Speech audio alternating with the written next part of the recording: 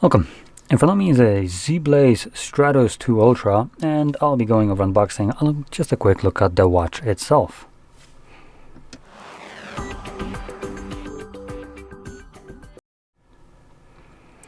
So anyway, let's just get straight into this. Right out of the box, it does tell us that this is a rugged outdoor GPS smartwatch. Okay, and in these god-awful kind of blue on black or black on blue text, we have info that it's a AMOLED display, military grade toughness. What is it? Strong. God damn it, let me remove the foil as the light is a little bit like reflecting. Damn, this is even more reflective now. Great. Strong, accurate dual band GPS, 100+ sport modes, and 10 atmosphere. Wait, 10 atmospheres. Okay. Of water resistance. Now 10 atmospheres equates to about 100 meters in depth, so that is pretty damn good. Now taking it out, we have our watch.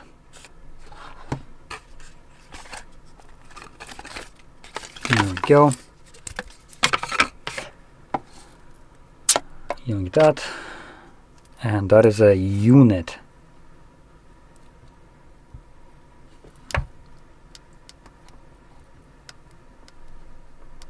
Okay, let's see what it will boot up. Oh, there we go. ZEBLAZE is turning on. Oh wow, that was quick. It was blazing fast. Okay, something that isn't blazing fast is the processor on here by the looks of it, as scrolling through text looks choppy as hell.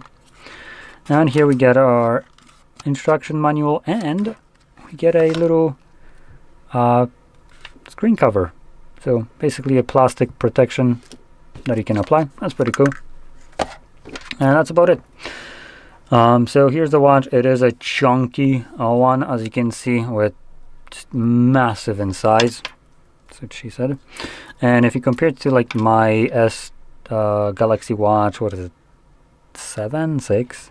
Right before they made those squircles. Now this is the 41, something like that, millimeter, the smaller one between the two, and it is just absolutely getting dwarfed by this. And this is a absolute unit of a watch. As you can see, AMOLED display, pretty damn bright in here. But yeah, like the box stated, it is a rugged, which you can clearly see this is like straight up metal body watch, and is designed for outdoors with their dual band GPS. Now unfortunately you need to connect it to a phone, which begs the question, is it really smartwatch if it can't work without a phone?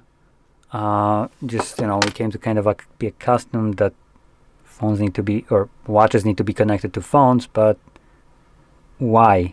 It's supposed to be smart. My smartphone doesn't need to connect to a effing laptop, so why would a watch need to connect to phone? So it would be nice if we could actually, start being able to set up the damn thing without connecting it to our watch, without a bullshit application that is basically designed to steal our data. Would have been fantastic, as in reality, you don't need it. In reality, most watches will function just fine without it. Well, you just need to have the option to change the goddamn time and open up things, for instance, in this case, maps or sport modes, so you can track whatever exercises you're doing.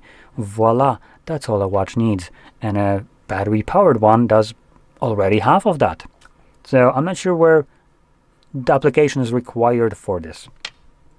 And keep in mind, if you want to kind of contest this kind of logic, most settings that you change on the for the watch is done on the watch anyway. Application is there just for like additional flair, and usually it doesn't really bring much. As still, whatever application can do, usually phone or the watch can do as well. So I'm just putting that out there. So there you go. There's the chunkers of a watch.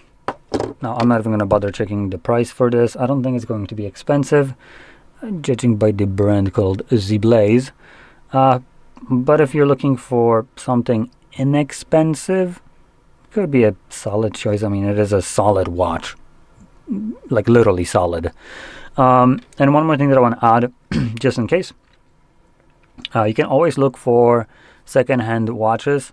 So as an example, I bought mine, this one right here, for roughly like $125 used, but I bought it not long ago after it's been released. So the watch was, you know, pretty new. It didn't have enough time since release to age. So battery-wise, it's pretty good, and quality-wise was pretty good, while costing me a half the price of a normal, like the new one. So that is a great alternative if you want something that is a bit more brand-oriented, like Samsung or Apple, while maybe saving up some money. But I recommend, if you're planning to do that, to go for watches that are released not too long ago. So, you know, you can get a good price while still getting a device that is still new, or mostly new, and didn't have enough wear and tear put on it. So anyway, with that being said, I hope you found this very helpful. And if you did, don't forget to hit like, subscribe, and thanks for watching.